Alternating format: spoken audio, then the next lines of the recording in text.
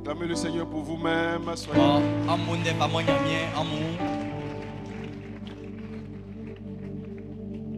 on n'a pas d'électricien ici.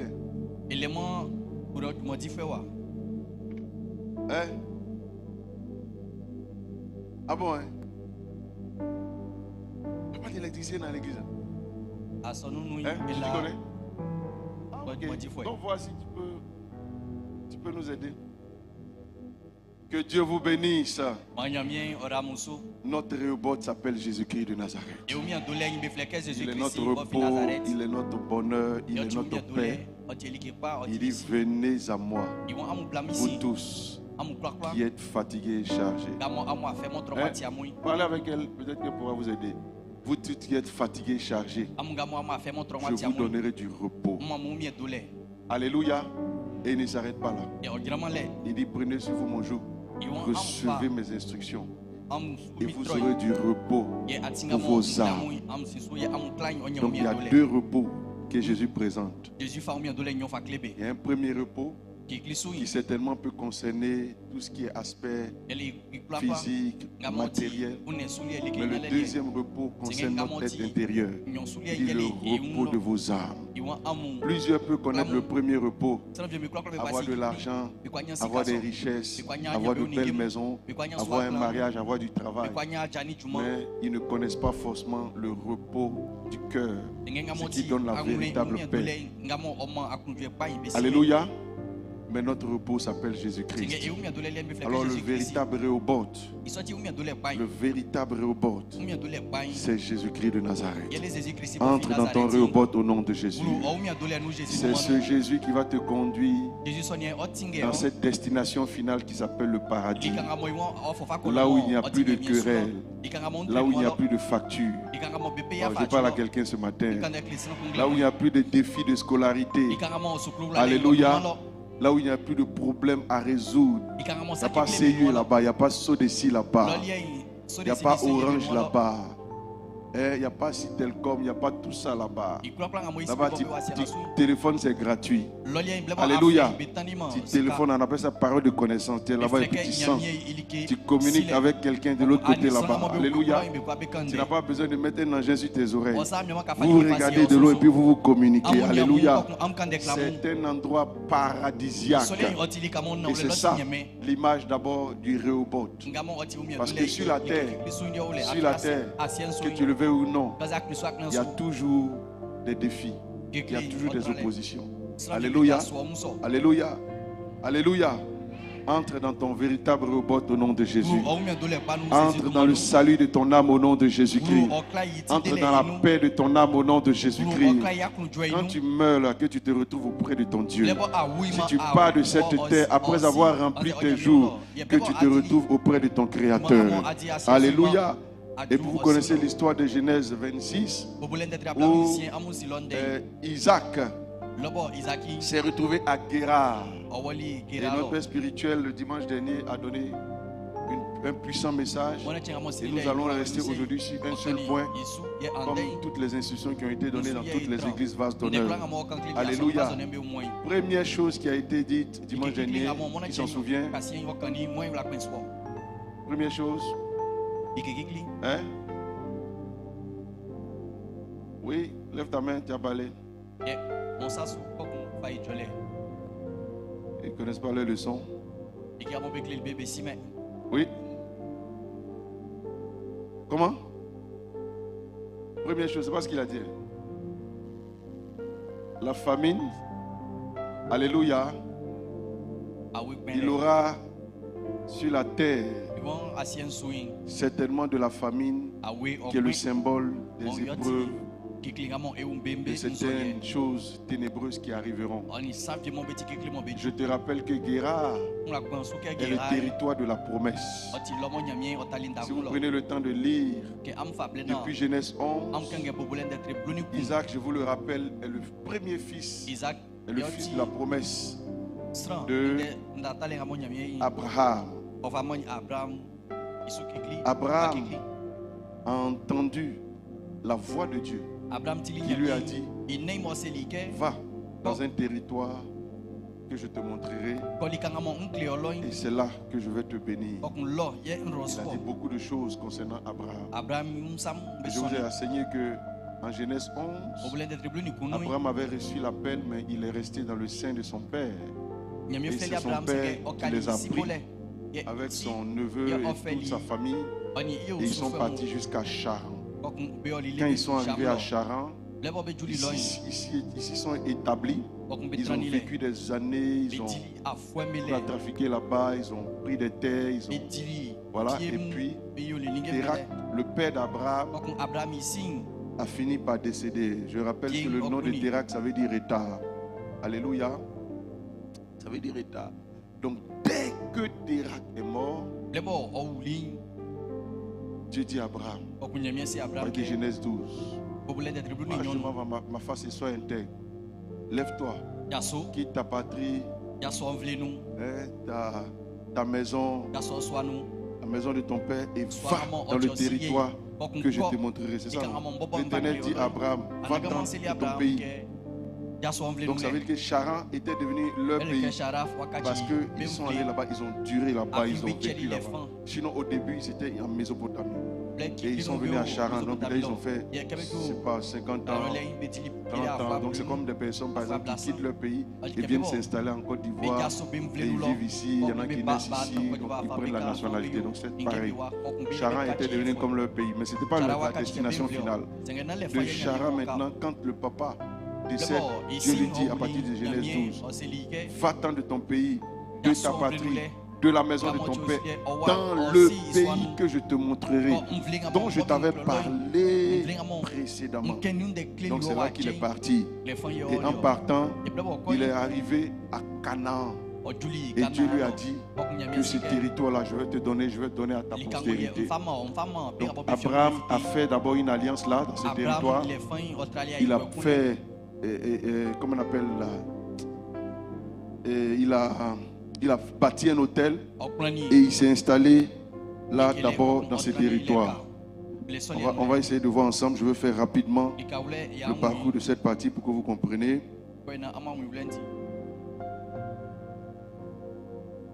Ça, hein? Voilà.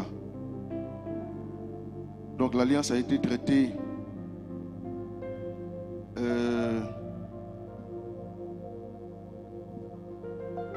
donc Genèse 21. On est où? Genèse 21.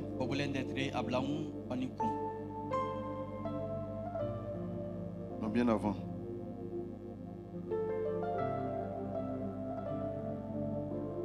Donc vous allez voir que voilà, verset 8 de Genèse 12.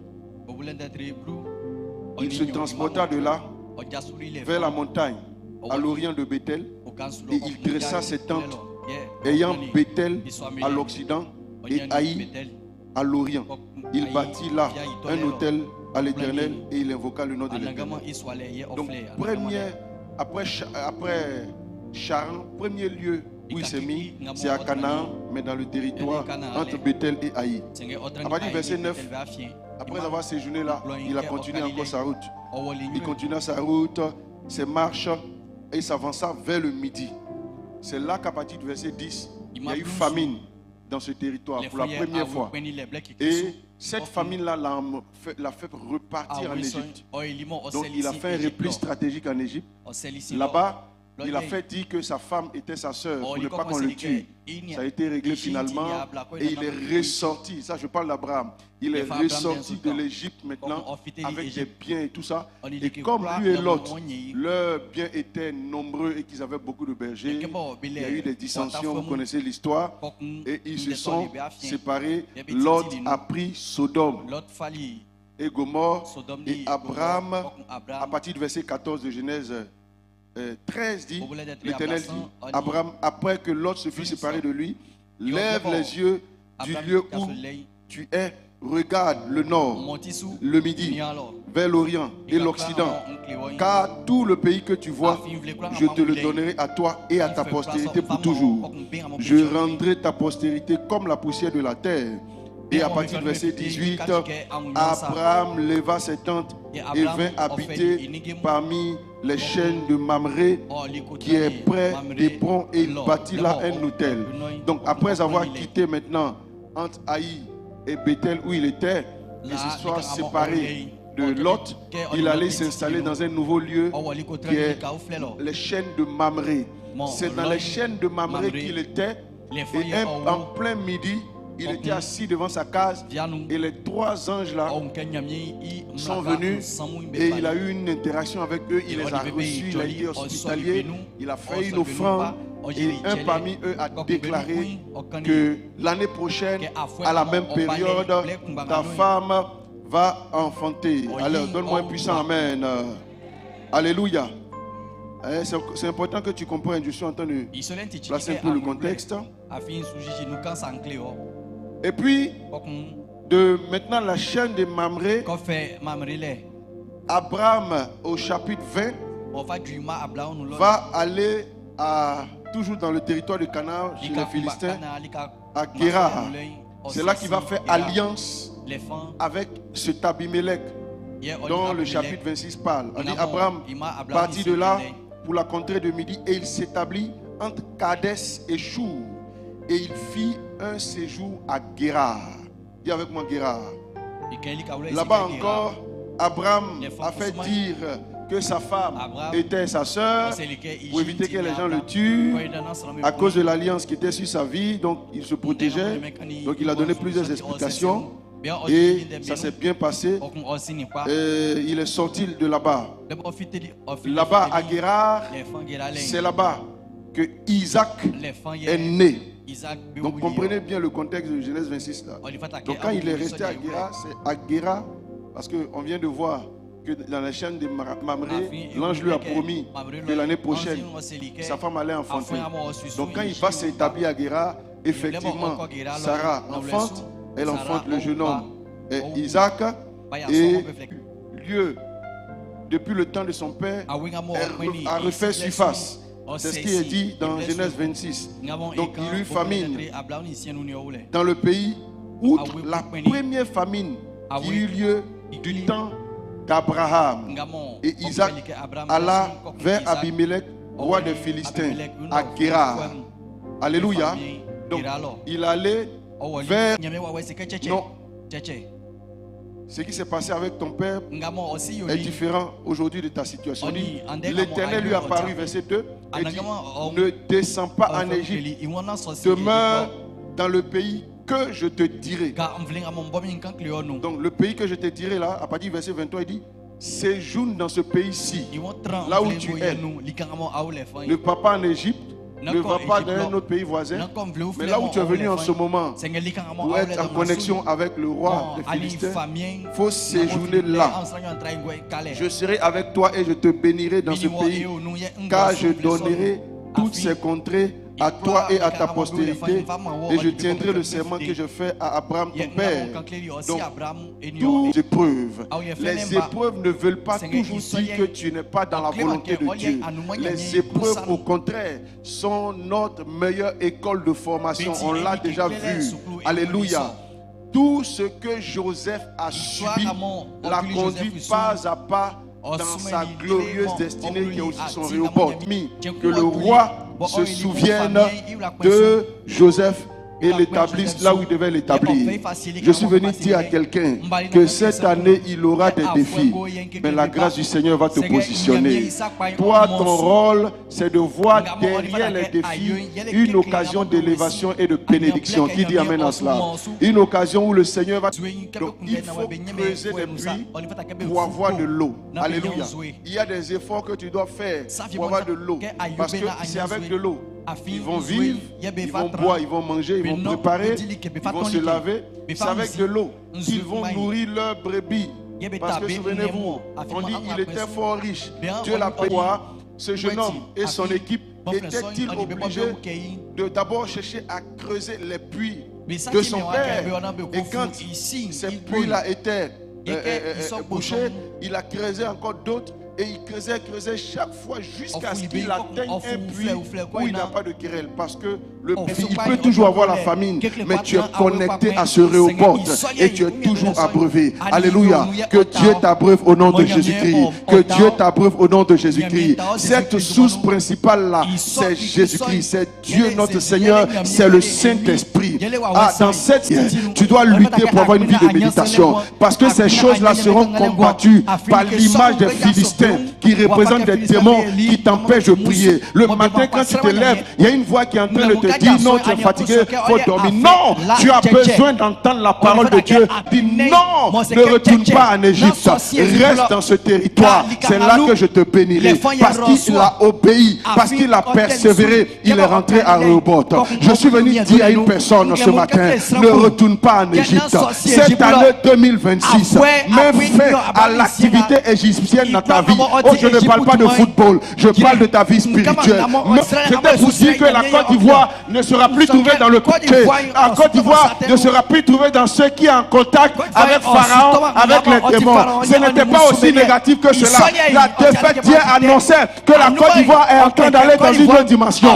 Il n'y aura plus de relation entre la Côte des démons. Il n'y a pas de part entre toi et le péché. Dieu fait de toi une personne nouvelle. Est-ce que je parle à quelqu'un? Est-ce que je parle à quelqu'un ce matin? Ne retourne plus en Égypte. Alléluia. Amen. Je ne veux plus te voir là-bas. Une des choses marquantes, c'est que Isaac pouvait commencer, puisqu'il est déjà dans le territoire de la promesse, que les Philistins avaient comblé. C'est une image tellement forte, tellement puissante. Je disais au premier culte que notre véritable première source, c'est la source de notre Père. Dieu notre Père, Jésus-Christ notre... Cette année-là, pardon, vous sortez. Vous sortez. Cette année, prends la décision de rester toujours connecté à la voix de ton Père.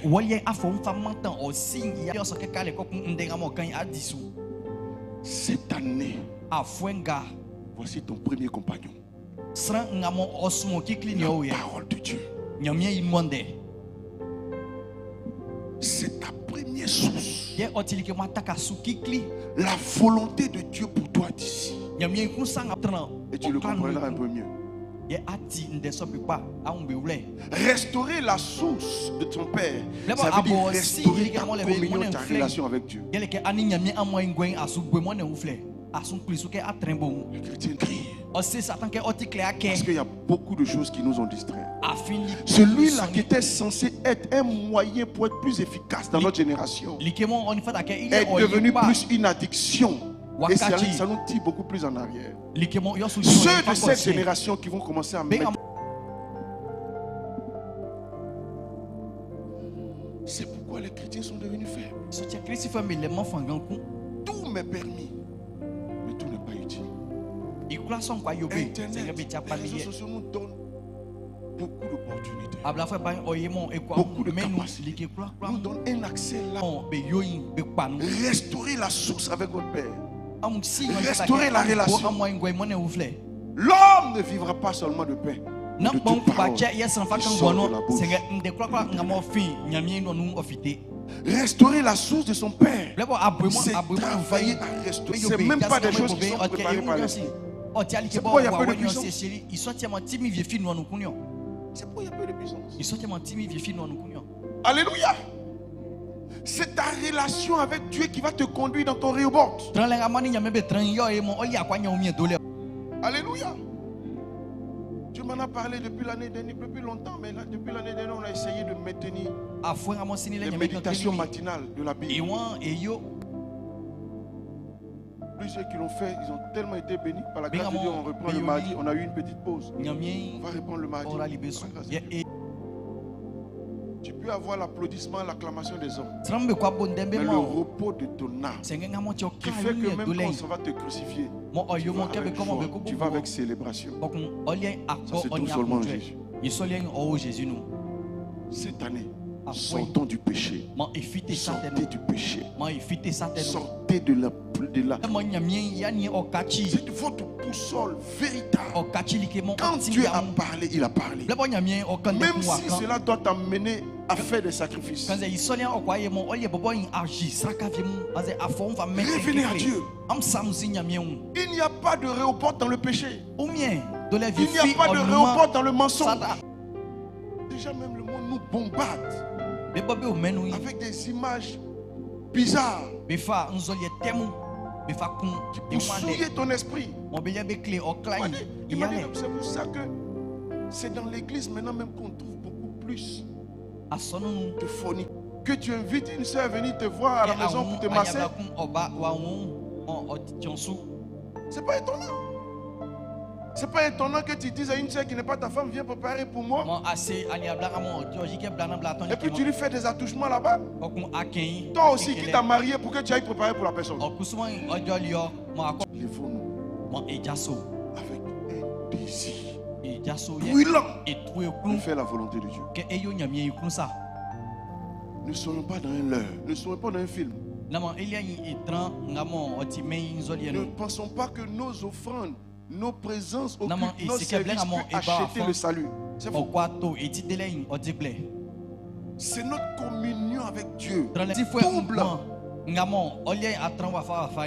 Deux visages là, ça passe pas.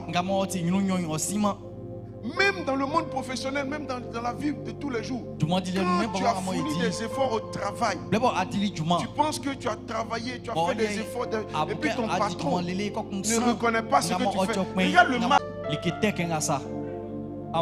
Quelle déchéance. J'imagine ces gens à qui il a dit, je ne vous ai jamais connu, ouvrier d'iniquité. Tu dis quoi? Tu dis quoi même? Jésus dit heureusement que ce n'est pas en mon nom. C'est pas mon nom. Vous avez pris mon nom pour faire vos affaires. Et je ne vous ai jamais envoyé. Beaucoup prennent le nom de Jésus, mais ne se font pas au nom de Jésus. Ta main là va rester dessus.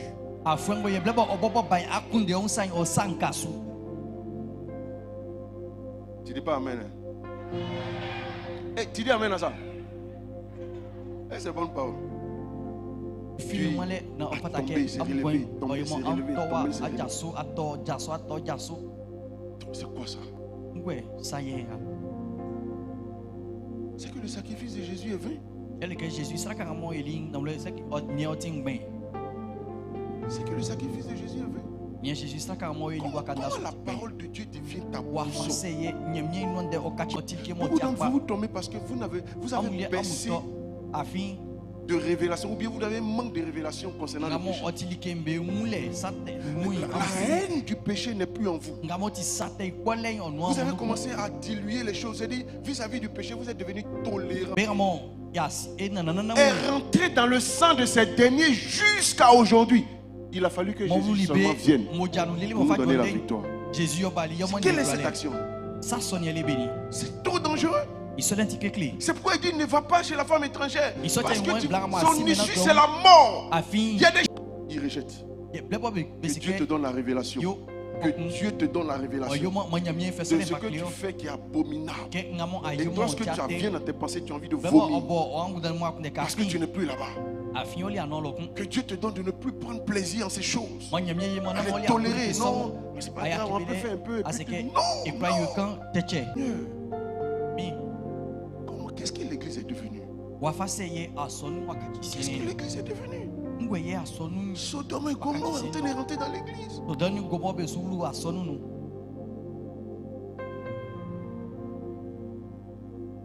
Pourquoi ça arrive finalement dans mon sang? Et tu vas te retrouver à commencer à avoir du désir pour le même sexe que toi. Comment tu en es arrivé là? Tu es supportable. À partir de 23h jusqu'à tout, on appelle ça les heures des ténèbres. Si tu n'es pas en train de prier, il faut dormir. Si à 7h là, tu n'es pas en train de prier, il faut dormir. On a fait même de travailler la nuit, il faut arrêter.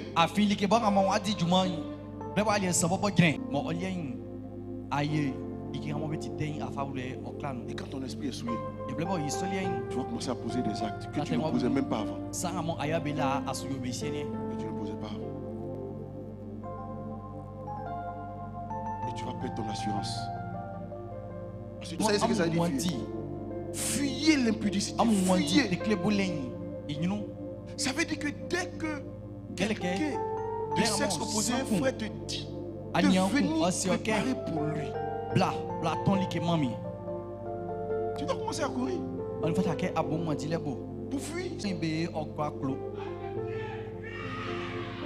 Oui. Si la chaleur est forte, le fer va fondre. Donc même si tu déjoues les dangereux, et que la chaleur,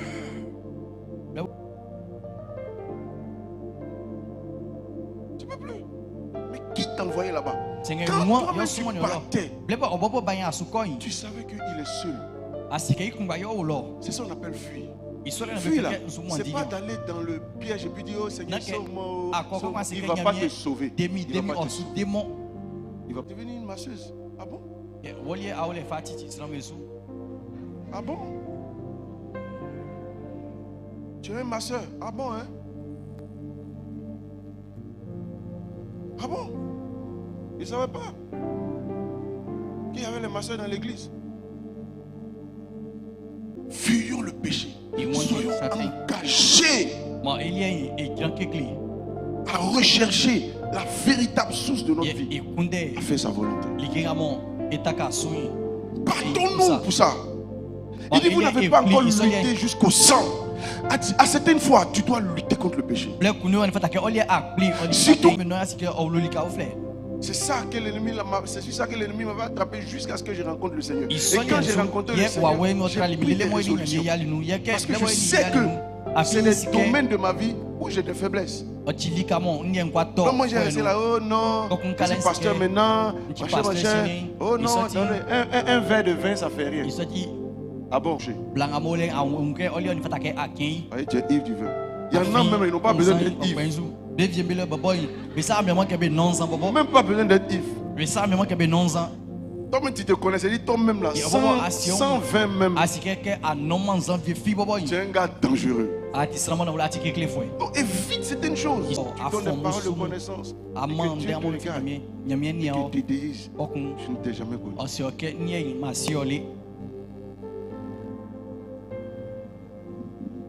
Restaure ta source, ta communion avec Dieu.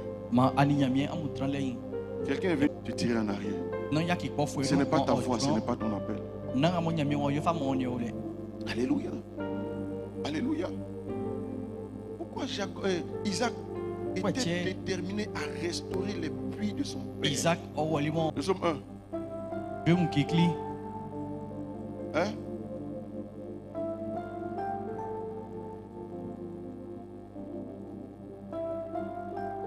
Il y a une personne ici là. Ton travail là, tu vas beaucoup en mission. Fais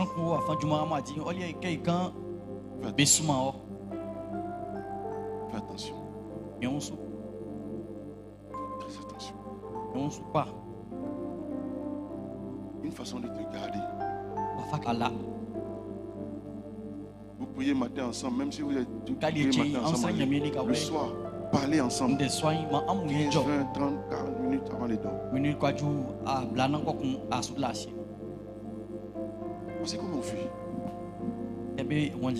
Mets des garde-fous. Souvent, même quand ta mission te fait prendre peut-être des hôtels et tout ça, si toi tu te connais et qu'il y a quelqu'un dans la région où tu pars qui peut te recevoir dans sa maison.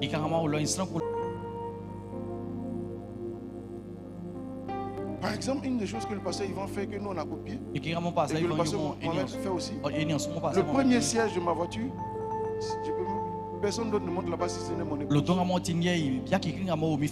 Même mes filles, quelqu'un monte dans ma voiture, c'est derrière. Si on répondra le succès, il y a tout un contexte.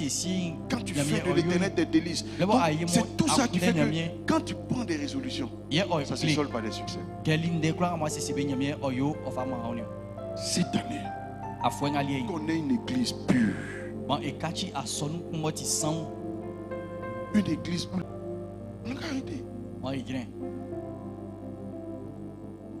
la distinction divine, elle ne vient pas.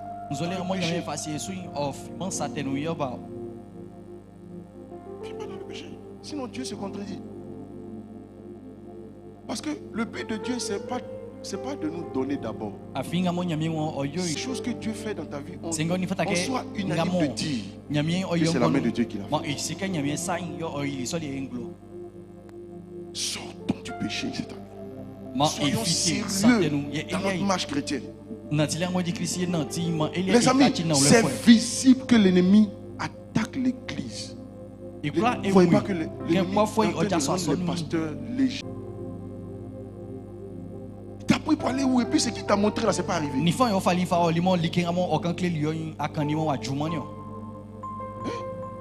Et vis-à-vis des païens, ça nous rend ridicules. L'ennemi est en train de nous attaquer. L'ennemi nous rend... Il y a des lois, regardez, il y a des lois qui vont sortir. Regardez ça. Parce que parlons, c'est comme si on est obligé de parler. Un de mes filles m'a envoyé une image, une vidéo. Si quelqu'un, un homme de Dieu qui a sur les antennes qu'il a reçu prophétie, c'est l'apôtre. Qu'il a vu l'apôtre dans un stade. J'ai dit bon, maintenant là, si Dieu t'a donné prophétie, c'est un homme de Dieu. Il a dit de venir sur les réseaux sociaux. C'est quoi qui est dans ton cœur? Ce que vous dites là, ça n'arrive pas. On va nous attaquer. Des lois vont sortir, je vous assure. Parce qu'on est en train de donner des prétextes aux gens de nous attaquer. On est en train de donner des arguments.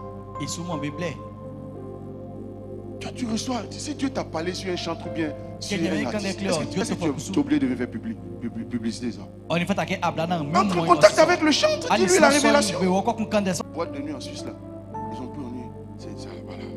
C'est la prophétie. On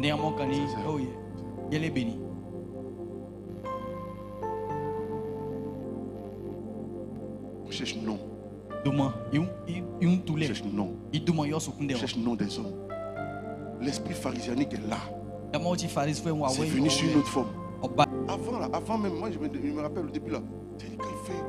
Et puis les jeunes gens ont ce problème là. Quand on fait un ministère, on aime prendre ces parties là. Puis commencer à publier. Même là. La gloire même là, c'est pas Jésus qui prend.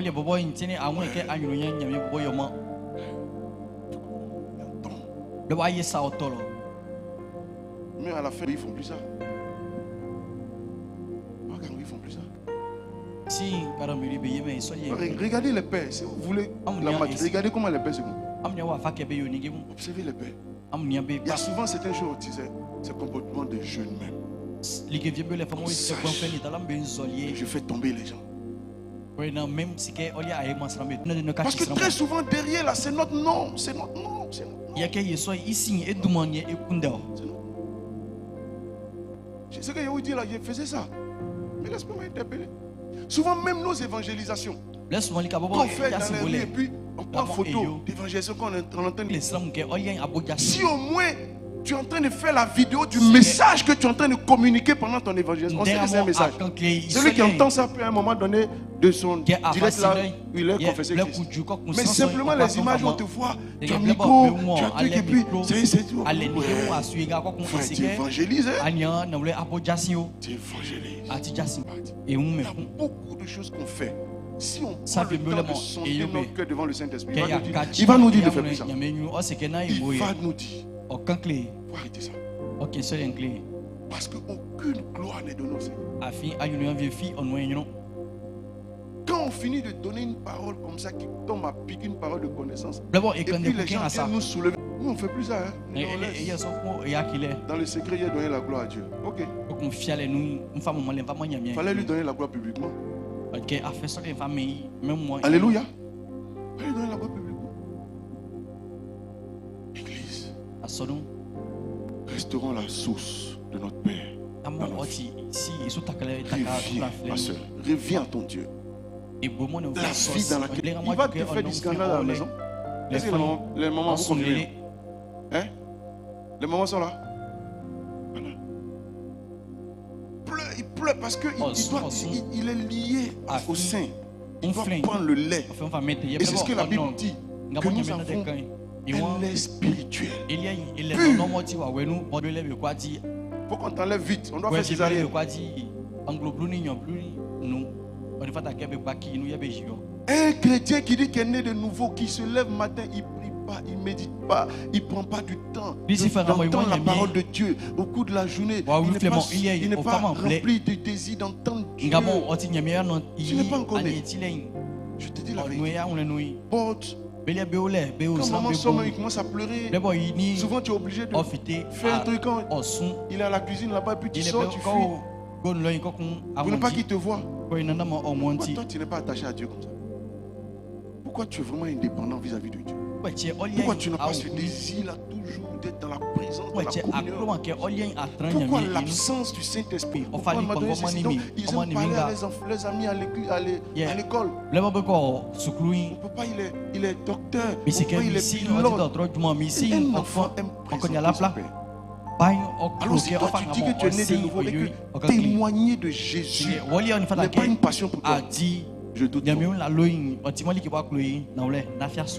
petits ils aiment dépendre, ils dépendent des grands frères, de la grande soeur. Quand maman n'est pas là, ils sont plus attachés aux frères et soeurs de la famille. Pourquoi toi tu dis que tu es chrétien, tu es né de nouveau et tu n'aimes pas la communion fraternelle? Tu n'aimes pas être avec les frères. Tu n'aimes pas être dans un groupe, tu es là, tu n'es dans aucun département, aucune tribu, tu n'aimes pas communier avec les autres. Il y a quelque chose qui marche pas. Je vous donnerai du repos. Prenez sur vous mon joug, recevez mes instructions et vous aurez du repos pour vos âmes. Le véritable repos se trouve en Jésus. Il n'y a pas de repos sans Jésus. Sors de ce que tu fais. Sors du mensonge, sors de l'hypocrisie.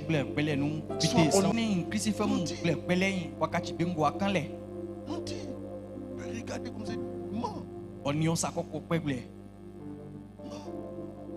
Dis rien dans les yeux. Que Dieu nous aide, que Dieu nous aide. Je ne sens pas d'avancer. Mais regardez là. C'est le deuxième dimanche de l'année. Après avoir reçu cette prophétie, qui parmi nous a été convaincu par Dieu d'être vase d'honneur? Je suppose que si tu es ici, Dieu t'a parlé. Tu n'es pas venu ici par suivi. Peut-être qu'au début, mais à un moment donné, tu as eu une conviction. Qui est convaincu que l'apôtre est son pasteur? Alors, si Dieu t'a... Parce que si la première fondation est restaurée, ça fait de toi un enfant de Dieu. Maintenant, la deuxième fondation fait de toi quelqu'un que Dieu place maintenant dans une vision. Parce que si tu n'as pas été fidèle en ce qui est autrui, qui te donnera ce qui est à toi? Donc, je promis, passer ça à ses enfants que nous sommes. C'est nous qui avons eu la grâce de rentrer. Mais Dieu dit dans Hébreu qu'Abraham a été exaucé. Son fils Isaac, dont nous sommes en train de parler, est resté dans son sein même jusqu'à la vieillesse. Et même quand il est devenu mature, pour rentrer dans le territoire. Il dit non, les noms que mon vieux a donnés, c'est des noms démodés. Ce n'est pas un nom de notre génération. Il pourrait raisonner comme ça. Et beaucoup raisonnent comme ça. Vous êtes dans l'église, mais vous estimez que vos pères, ils n'ont plus la fraîcheur de l'onction. Leur message n'est plus où parler. Je ne suis même pas sûr à 100% que si moi-même j'avais commencé mon propre ministère, que je serais à ce niveau. Mais c'est la grâce que Dieu a mis dans la maison qui est sur son serviteur. Il coule sur moi. Parce que j'ai accepté, j'ai épousé la vision. Vous serez étonné de voir les choses que Dieu va faire au travers de vous. Si après avoir entendu la voix et là même par rapport à la prophétie que l'apôtre donnait quand je venais, on n'a même pas atteint le niveau. C'est parce que j'ai accepté de rester dans une vision. Dis, c'est ton pasteur. Suis-le. Je suis resté. Je suis resté. Dans la maison. De faire des choses comme Dieu fait avec lui. Pas dans l'agitation, dans le calme. La sagesse qu'il a de ne pas se mettre sur les réseaux sociaux pour répondre à ses détracteurs. Il est dans son coin. Et puis Dieu lui-même le justifie. Dieu le justifie par ses œuvres. Il y a des gens, mais vous les attaquez même, ça ne veut pas aller loin. Parce que ses œuvres même te parlent. Au point même que des païens vont s'élever contre lui, il ne faut pas l'attaquer. On était dans notre dingré là-bas, on n'avait pas d'hôpital. C'est lui qui est venu restaurer notre hôpital. C'est lui qui m'a opéré, qui a initié son truc. Il y avait un fibrome, on devait prendre 500 000, 600 000. Il m'a opéré gratuitement. Il y en a maintenant où le palais de là, les païens même vont vous attaquer. Parce que leurs fruits sont là. Les fruits sont là. Mais au lieu de passer son temps à attaquer d'autres, travaille. Et tu vas te rendre compte que si tu as une tendance à chercher à te faire voir, la grâce que sur ton père va commencer à venir. À force de l'observer, tu vas voir qu'il n'est pas toujours dans les, il n'est pas dans les débats, dans les futilités, dans les attaques inutiles.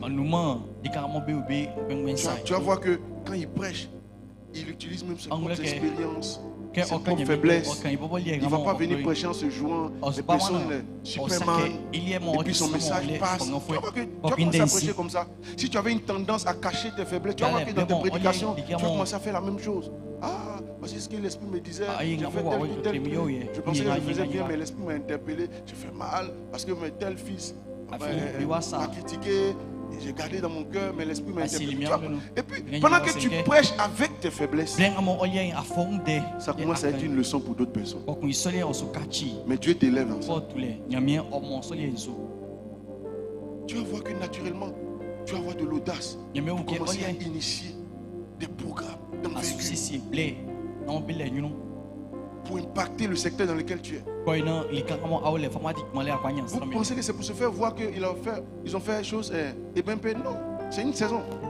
Dieu lui a expliqué que c'est une saison de distinction dans laquelle il va amener l'église. Il y a des actions quand il pose.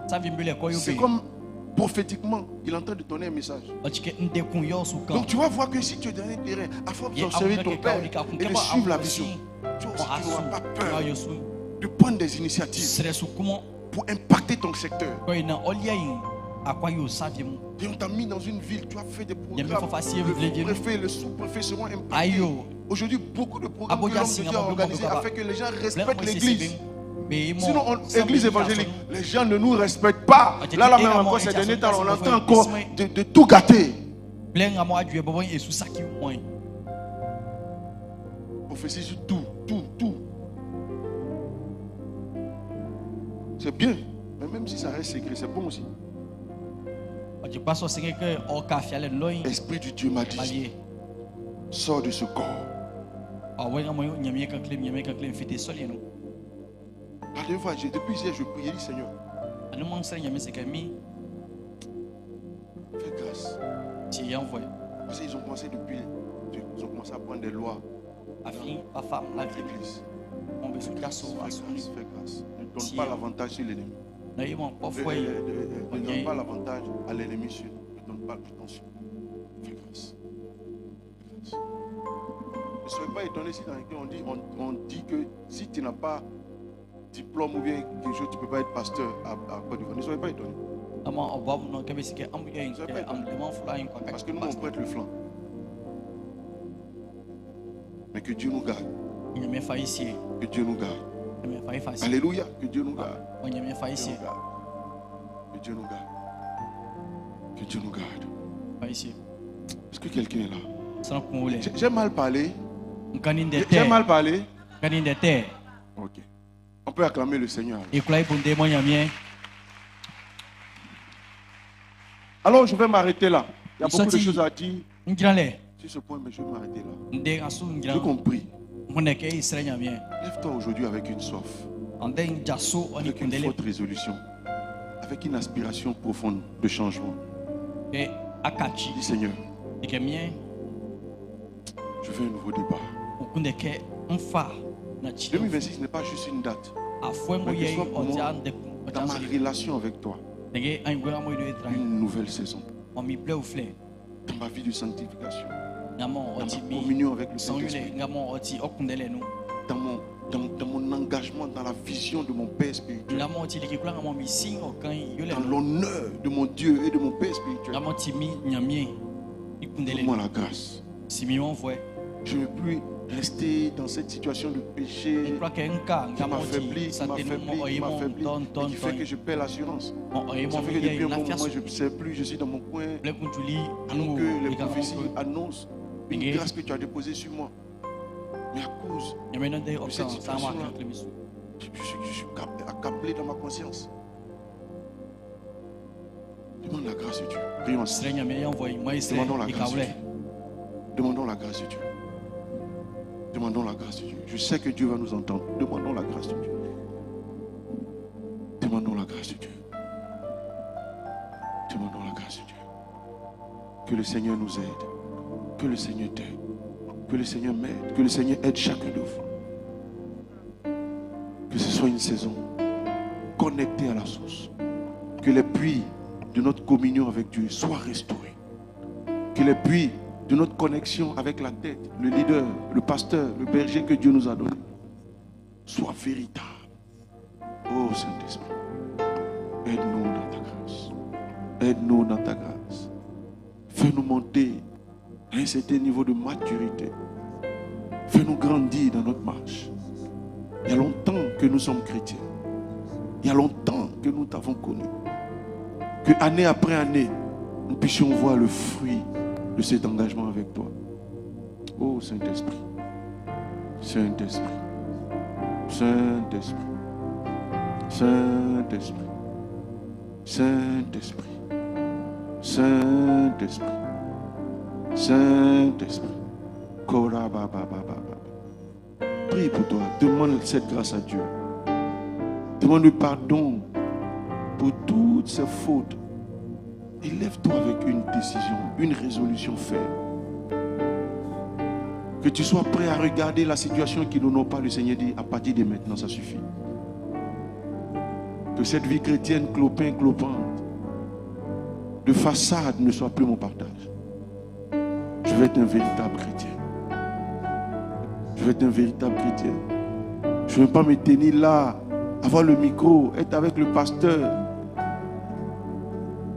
Le servir dans ta maison, servir mes frères. Et que tu me regardes en disant, je ne t'ai jamais connu. Que cette année, ça change. Que cette année, ce soit une nouvelle saison. En ce deuxième culte de l'année, fais-moi monter à un niveau supérieur. C'est là aussi la distinction. Que je sois distingué dans ma relation avec toi. Que je sois distingué dans ma marche avec toi. Plus de communion, plus de consécration, plus de sanctification. Fais-moi monter, Saint-Esprit. Aide-moi dans ta grâce. Accorde-moi, Saint-Esprit. Accorde à ton frère.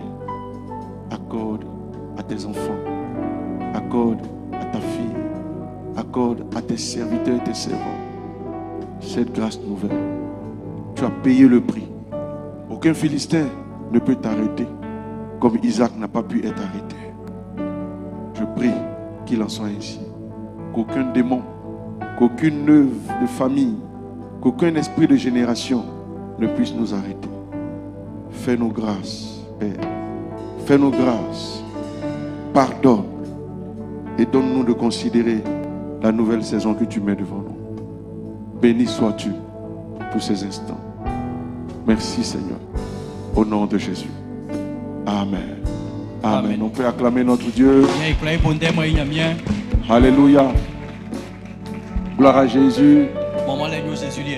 Gloire à Jésus. J'avais promis de répondre. Je fais rapidement à cause du temps à certaines questions. Donc n'oubliez pas, vous pouvez toujours envoyer vos questions à la com. Donc je pense qu'il faut rafraîchir toujours le lien là sur les plateformes pour que ceux qui ont des questions puissent les poser et qu'à chaque culte on puisse sélectionner au moins une question et répondant.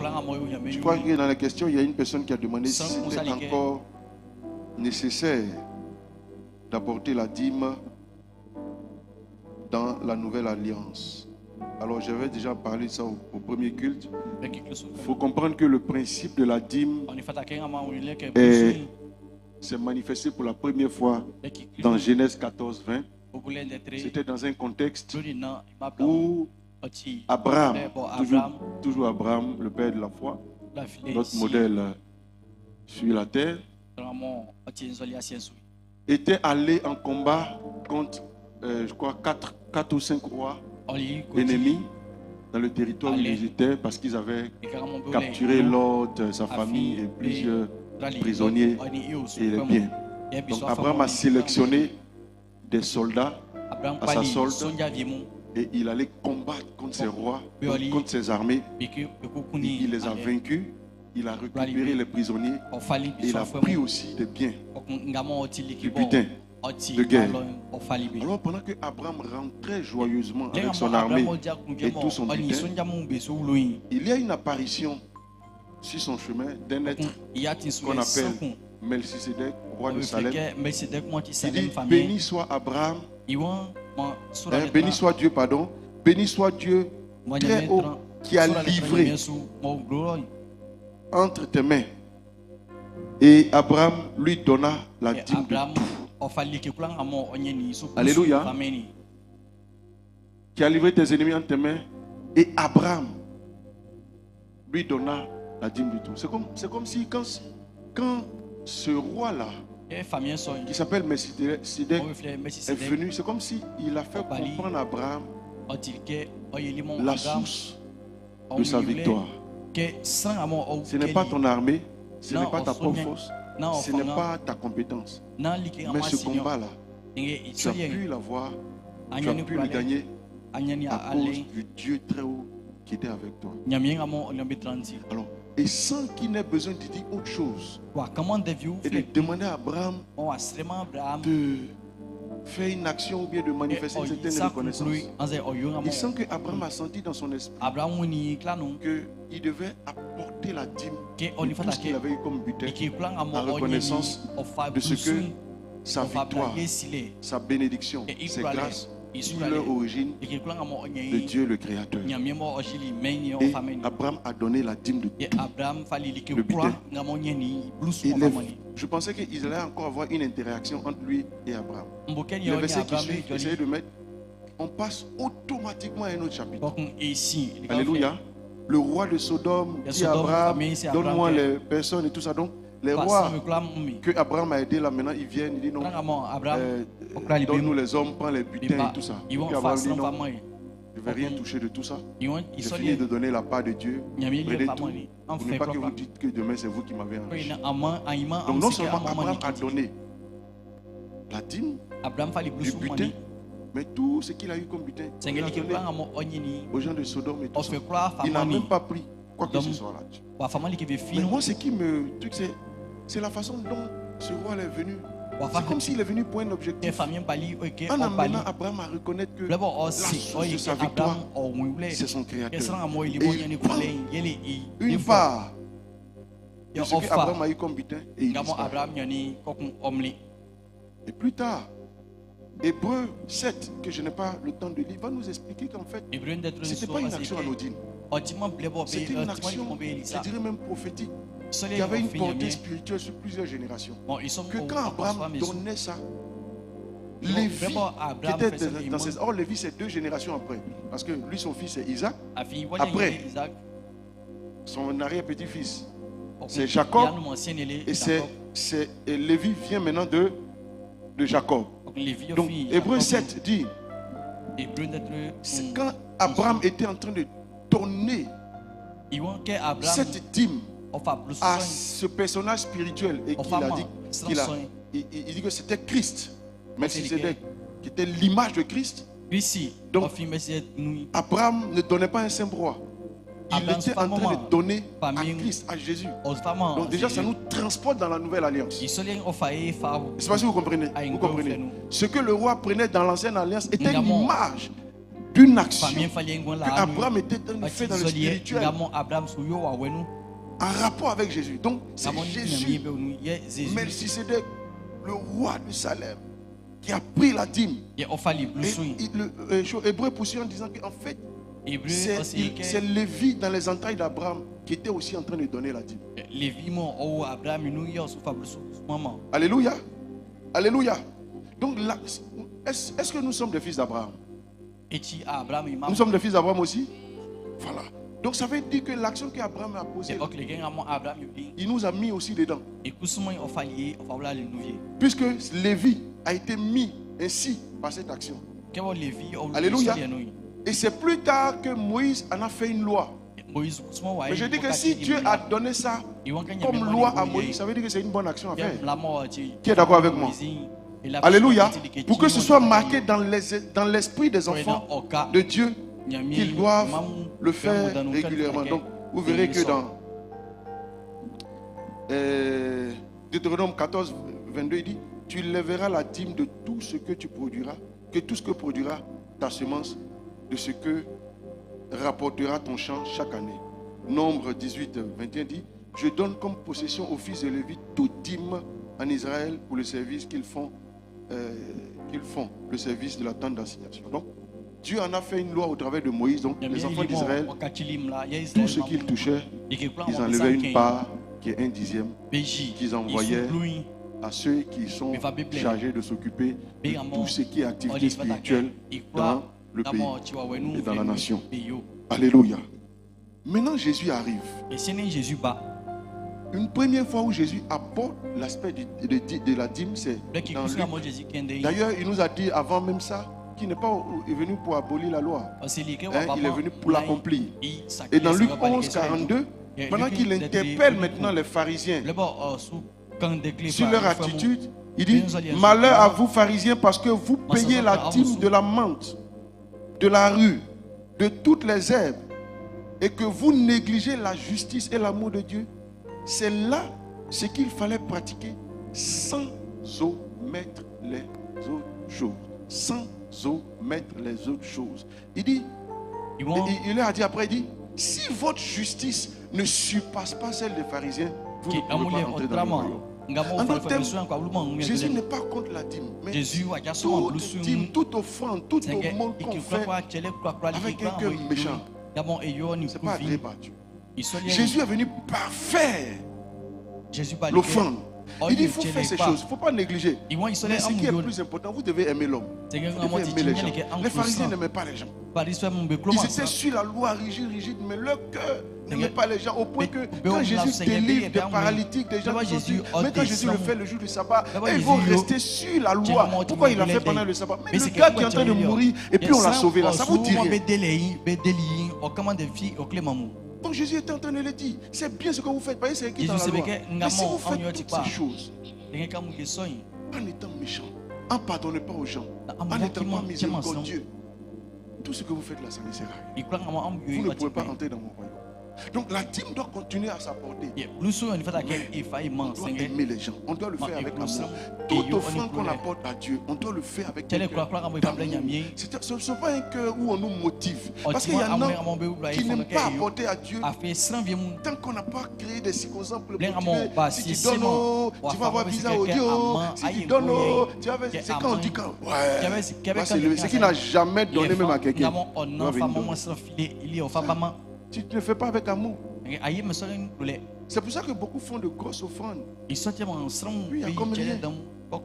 Parce que votre offrande n'est pas faite avec amour. C'est fait par rapport à votre propre intérêt. Alléluia. Est-ce que vous êtes là? Et il ne s'arrête pas là. Un jour, Jésus était à son culte dans la synagogue. Et puis il était assis devant le panier. Et les gens sont passés. Les gens commençaient à faire des offrandes. Donc j'imagine que ceux qui avaient leur dîme ont apporté leur dîme. Ceux qui avaient pris des engagements ont fait le vœu, ont apporté le vœu. Ceux qui ont les aumônes ont apporté leurs aumônes et tout ça.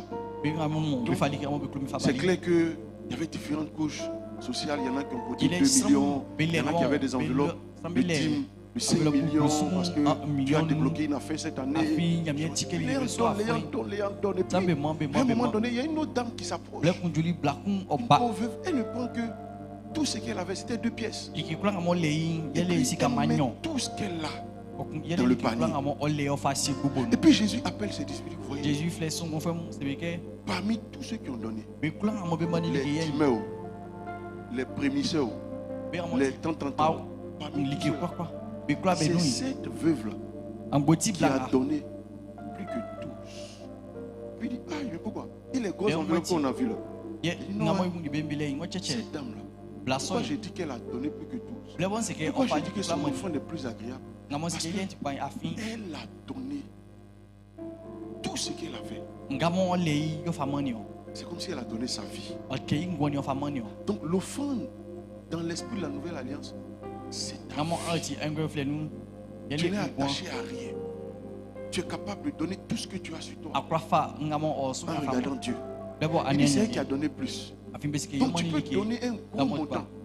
Mais si c'est ton superflu, ton offrande n'est pas vraiment agréée. Alléluia. Donc j'ai envie de dire, mais au temps de Jésus, donc, ça devient encore plus corsé. Parce que ce n'est pas juste la dîme, mais c'est le meilleur de nous-mêmes. N'avez-vous pas remarqué que quand vous n'avez pas préparé votre offrande et qu'il y a des groupes de billets dans votre poche et que de façon spontanée vous mettez la main pour enlever un billet pour mettre, n'avez-vous pas remarqué que c'est le gros billet qui sort? Qui a déjà expérimenté ça? Dieu, il ne prend pas petit. Il prend le meilleur. Donc dans l'esprit de la nouvelle alliance, c'est plus que la dîme, c'est le meilleur. Et c'est ce qui s'est passé dans l'église primitive. Vous allez lire avec moi dans Acte 4. On dit que quand le Saint-Esprit est descendu, ce n'était pas seulement les dons spirituels qui sont venus. Ce n'était pas seulement le parler en langue. Le Saint-Esprit a fait un autre travail qui pour moi est le plus grand des miracles. Pourquoi je dis c'est le plus grand des miracles? Parce que ça a disparu. Les autres dons sont là. Prophétie, parole de connaissance, c'est encore là. Mais ce miracle qui s'est perpétré dans l'église primitive a disparu. On dit, personne ne disait que son argent lui appartenait en propre. C'est que j'étais légal comme ça parce qu'on est des frères en Christ. Je peux prendre mes millions, mettre à ta disposition. C'est-à-dire que le Saint-Esprit est descendu dans leur cœur. Détaché de tout ce qui est matériel. Ils ont renoncé à leur vie. C'est le plus grand des miracles. C'est pourquoi quand la femme a porté le parfum d'albâtre, qui est le fruit d'une année de travail, ça a touché le cœur du Seigneur. C'est pas l'odeur du parfum, mais c'est le sacrifice qui est derrière. Et puis elle a pris sa gloire, ses cheveux, pour toucher les pieds de Jésus avec, nettoyer. Elle a donné le meilleur d'elle-même. Donc l'offrande qui est agréée dans la nouvelle alliance, c'est le meilleur de toi.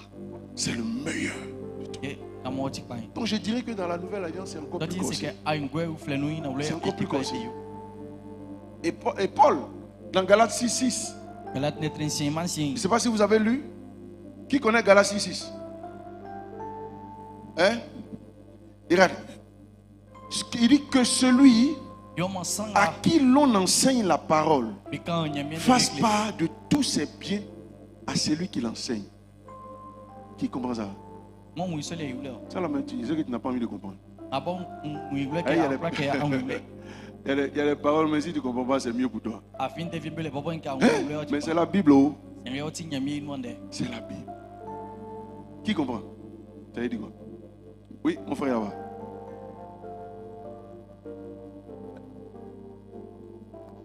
Parle un peu fort, comme tu n'as pas le micro, il va reprendre. C'est lui qui t'enseigne. Tout ce que tu as comme bien là, tu dois partager avec lui. Tu es avec moi, hein? Demande maintenant à ton voisin, est-ce que tu fais ça?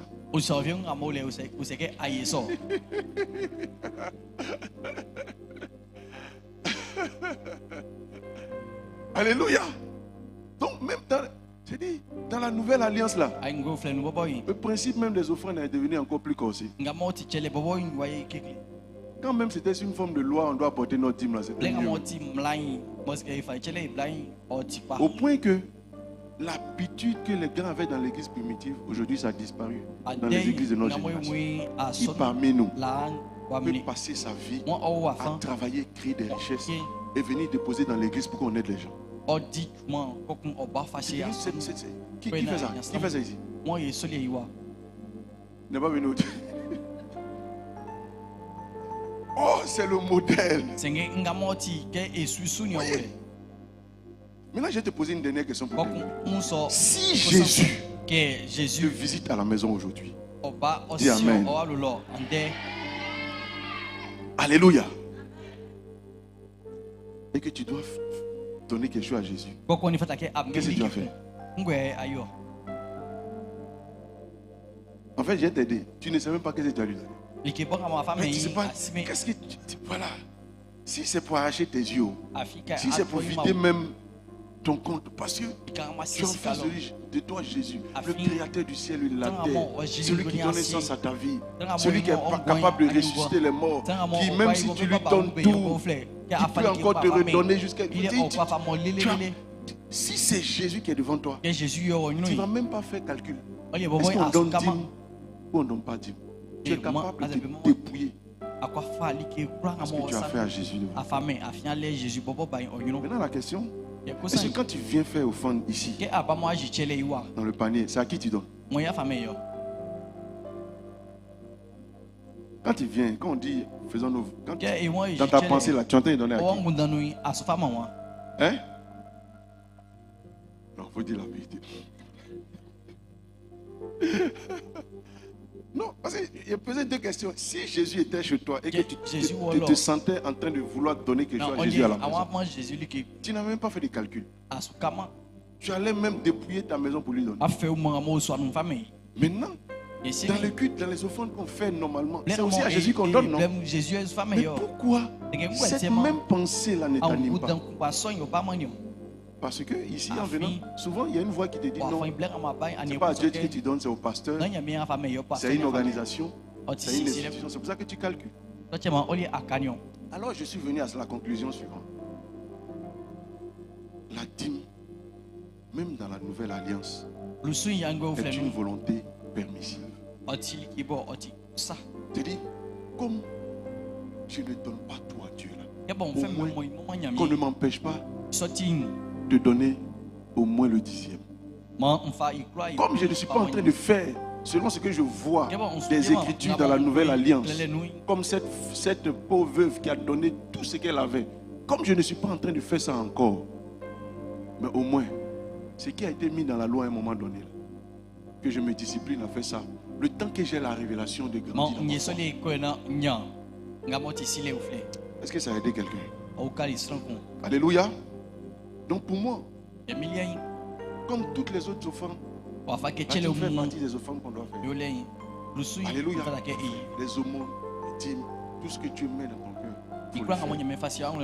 Sinon, il y a un niveau supérieur dans la nouvelle alliance à laquelle le Seigneur s'attend à toi. Mais on va y arriver par sa grâce un peu. Que Dieu vous bénisse. Alors on va apporter nos offrandes au Seigneur. Tout ce qu'on a préparé, on va apporter à notre Dieu.